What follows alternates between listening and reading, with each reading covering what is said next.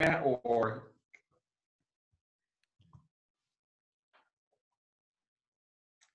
Hello, future Redbirds. Welcome to Strengths of Teaching in an Urban Community.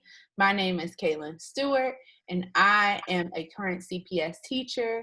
I teach at William H. Brown Elementary, and I currently teach 4th and 5th grade reading. Hey, my name is Matt Miller. I am in my 7th year of teaching at Washington High School, which is Chicago Public High School on the southeast side. I teach high school math. I've taught like algebra, geometry, algebra 2, trig, stats, all the good stuff. Yeah, looking forward to talking with you today. hello everyone, I'm Daniel Jackson, and I am a 2nd grade teacher at Dixon Elementary, a Chicago public school, and I've been teaching there for 3 years. Awesome. So now that we have introduced ourselves, we are so excited to talk to you today. We have created a Kahoot game for you to play and for our presentation. So while you cannot join us physically, we definitely suggest that you grab you a pen and something to write on so that you can follow along with us during our presentation. All right.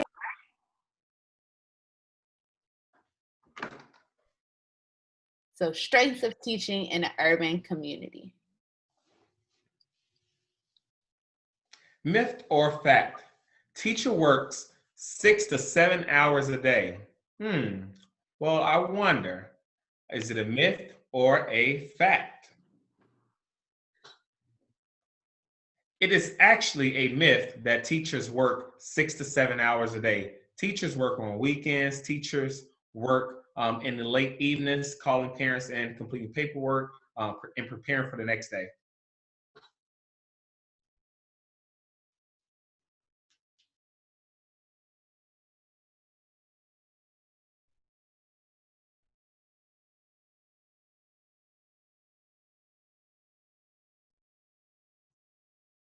Myth or fact? Teaching is easy and anyone can do it. Well, let's see. Is it a myth or is it a fact?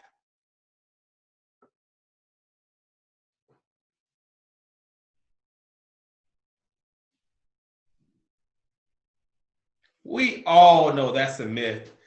Just because it may seem easy or you feel like people have been doing it for several years, it's not a fact.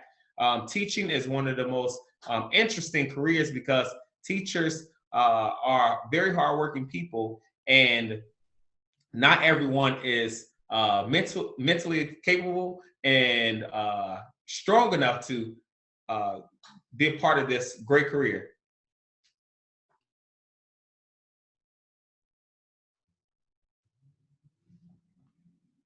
Myth or fact? Urban schools are bad environments where kids do not want to achieve.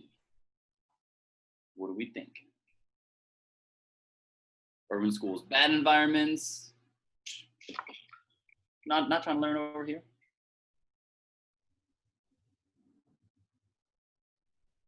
All right, that is a myth.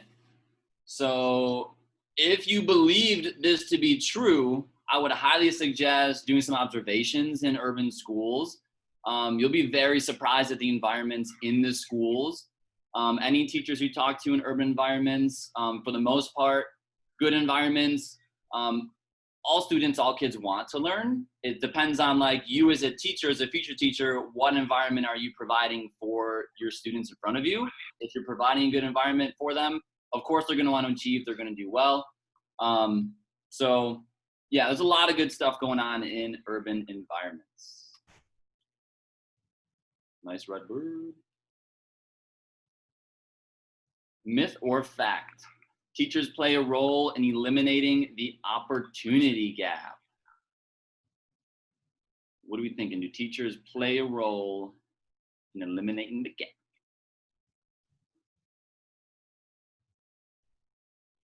What are you thinking, Reggie? What are you thinking, Redbird? Fact. This is true. So when we think about the opportunity gap, we think about students, it's not their choice what opportunities are in front of them. So when there's a gap, that's where you see achievement gaps because they don't have the opportunities in front of them. So as a teacher, you play a role in what curriculum are you teaching students? Are you challenging them? Are you a quality teacher? So are you going into it with high expectations? And are you there to support students? And are you doing a good job? Those are ways that teachers can eliminate or help to eliminate that opportunity gap.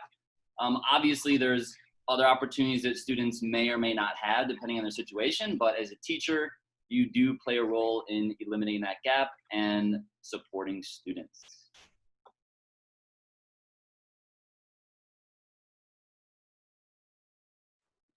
All right, myth or fact? So urban areas are often overcrowded and predominantly low income. Is that a myth or is that a fact? What do you think?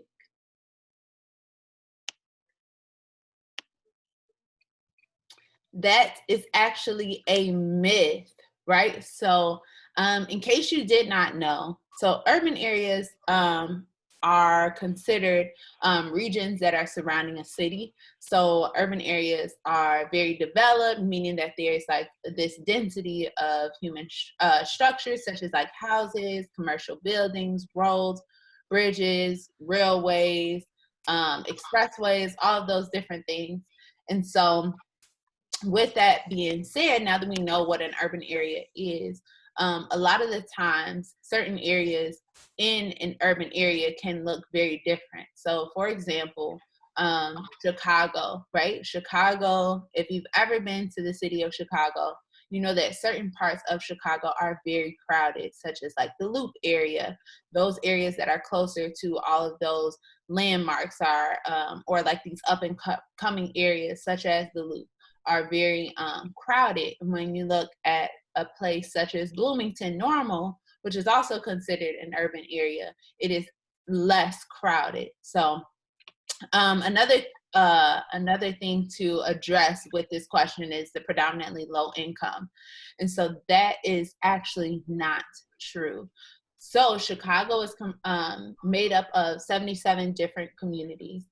And so there's a community in Chicago called Forest Glen, and Forest Glen is located on the northwest side of Chicago, and their median household income is around $112,000. Now, if you go to the far south side of Chicago and you go to the Inglewood neighborhood, their median household income is roughly $23,000. So if you do the math, that's pretty much a $90,000 difference. So while both areas are considered urban areas, it does not mean that it is predominantly low income. So yeah, interesting stuff. Wow, Reggie.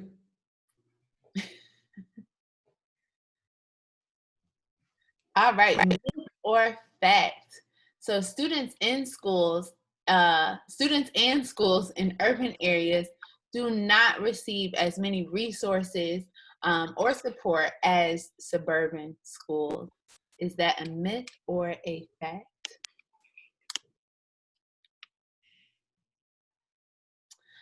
All right, that is a myth. That is not true. That is not true at all.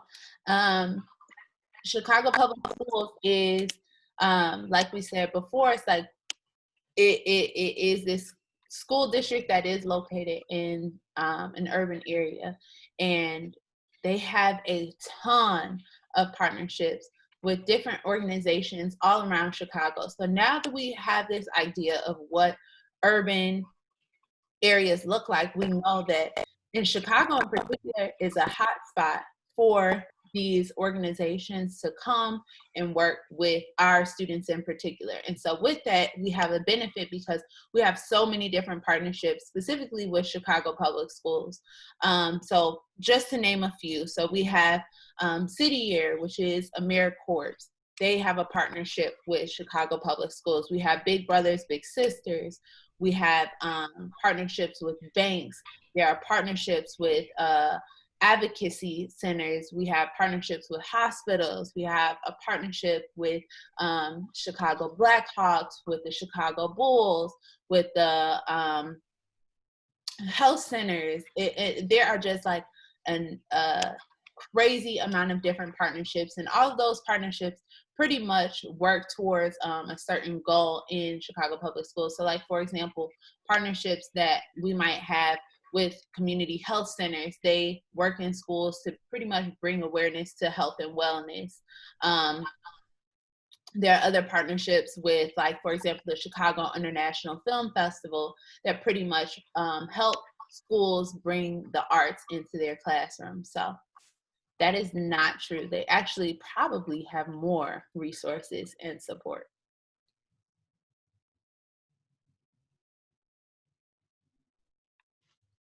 And our final question, among the 50 largest school districts in the US, CPS teachers pay rank #1 with bachelor degrees. So now we want to know, is that a fact or is that a myth?